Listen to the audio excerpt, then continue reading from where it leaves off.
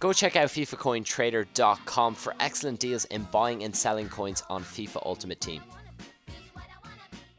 Hey guys, Cullybo3 here and welcome to my new series Shooting for Stars. Now the aim of this series is to build the ultimate skill team starting from a team of just 1-star skill players. Now I've decided to go with a 4-4-2 formation for the team for this series. So that means 5-star skillers up front and across the midfield, a 5-star left back, a 4-star right back and 3-star centre backs, as that is the max star skills you can get in all them positions. Now you're probably wondering how I can upgrade my team from a 1-star skill team. Well, here's how it works. If I win a game, I can upgrade one position up 1 star. For example, after a win, I can upgrade a 1-star skill player to a 2-star skill player and so on and so forth. Now if I draw, the team remains unchanged, but if I lose, I have to take a star off a player and downgrade him, except in the case of a player being 2-star skills or below. Obviously I can't downgrade a 1-star skill player any lower, and 2-star skills, the reason why I'm not going to downgrade them is because I may never progress past this team of 1-star goalkeepers, and this is our starter team. It is a team of goalkeepers. Some of you guys are going to say, hey, you're copying KSI, but you know what I say to you guys? Fuck you.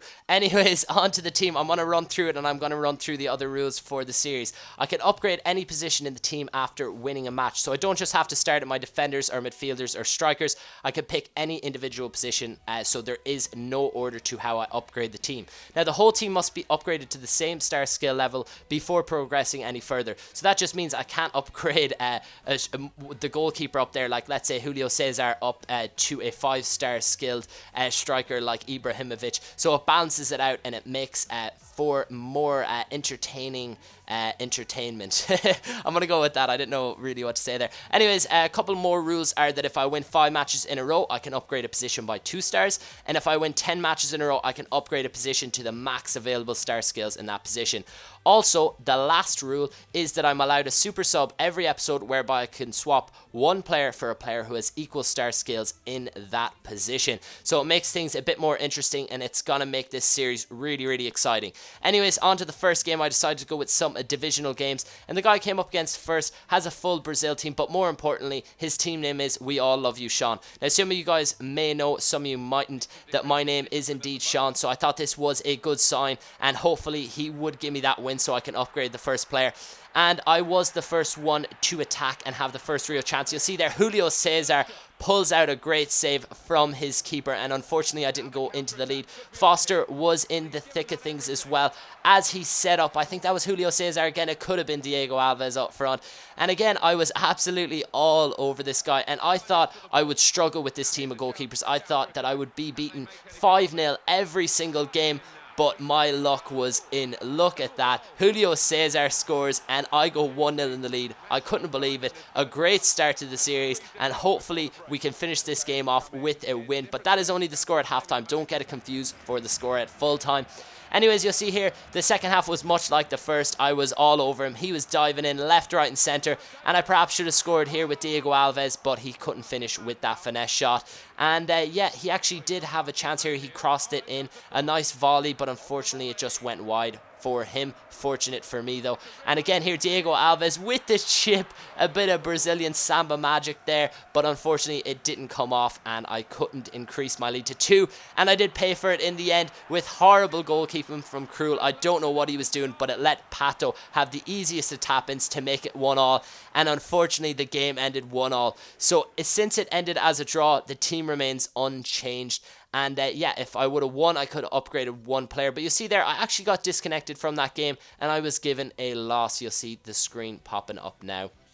It seems you disconnected from your last online match. Cheers for that, EA. Anyways, we're going to bring in our super sub, and after talking with some guys on Twitter, they let me know that Rogério Ceni is a goalkeeper who has amazing free kick stats. So hopefully if I can get a free kick just outside the box, I can score with Rogério Ceni. But anyways, in the second game, I come up against a guy with a full Arsenal team. So it was a strong team. It's got 100 chemistry. And unfortunately, my team of keepers doesn't have the best of chemistry by any stretch of the imagination. But I mainly built it for the fact of just having a bit of variety in there, a couple of different leagues. And yeah, you'll see there, I actually did start the better. And perhaps I should have scored there. And again, Julio Cesar, he hits it wide. any other player in that position who wasn't a goalkeeper, and he would have scored. Lovely bit of skill through the legs, but unfortunately I couldn't finish it. Szczesny was definitely keeping him in this game, and I was absolutely all over him. I just couldn't believe it. I couldn't believe how well I was doing with my team of goalkeepers, but you see here a horrible mistake, and you know what, I probably deserve to concede from that, because I should have just got it cleared, and who was there to punish me but Oxlade-Chamberlain. And that's the score at half-time, 1-0. And yeah, I actually did have a chance at the start of the second half. You'll see here, Julio Cesar. Oh, you should have just passed it the other way. I do not know what happened there. I thought I'd include it because it was very funny. It's never happened to me, so I'm going to blame it on the goalkeepers, but more than likely it was my thumbs working in the wrong way. Again there, I should have scored with a header, and I was just launching attack after attack after attack, and finally I got what I wanted. A free kick just outside the box. De Gea, get out of the way. We got Rogerio Ceni stepping up. He can move someone back on the line. And oh, off the crossbar. So close. There was 3 minutes left in the game. And that proved to be the last chance of the game, as he ran out victorious with a 1-0 win. You'll see there he got a bit lucky. Only 2 shots, 1 on target. Me with 13, but unfortunately them goalkeepers find it hard to hit the target.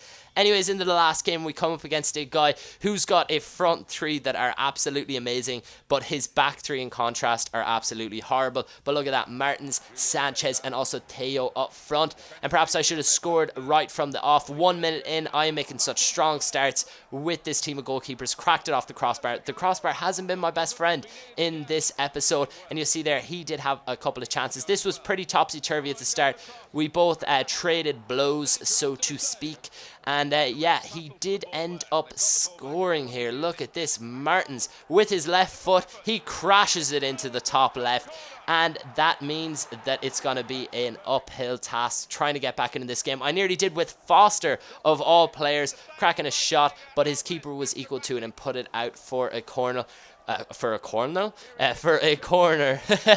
Stumbling over my words, but my keeper was in top form. Tim Krul was there to save my bacon, and he did that on a couple of occasions, but yeah, he did increase the lead with a fantastic header from Martins. Look at that, the deftest of touches, and he puts it past a hapless Tim Krul, and it nearly went from bad to worse for me there with Essien, who probably should have scored, and he was absolutely all over me at this point. I just wanted to see halftime so badly, and I did it 2-0.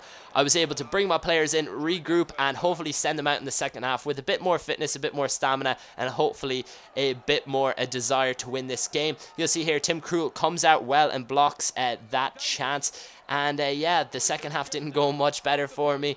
I was lucky to still be in this game right at the end. I did have a chance here with, I think that was Rogerio Ceni, but that's how the game ended, 2-0.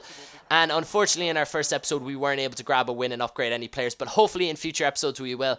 But yeah, one question for you guys. If you'd like to add any rules, leave them in the comment section below, and I may pick one if it's good enough and it'll add a good twist to the game. But anyways, that is it for this episode. It is the first episode of Shooting for Stars. If you did enjoy it, please leave a like. If you haven't already, subscribe, and I will see you for the next episode.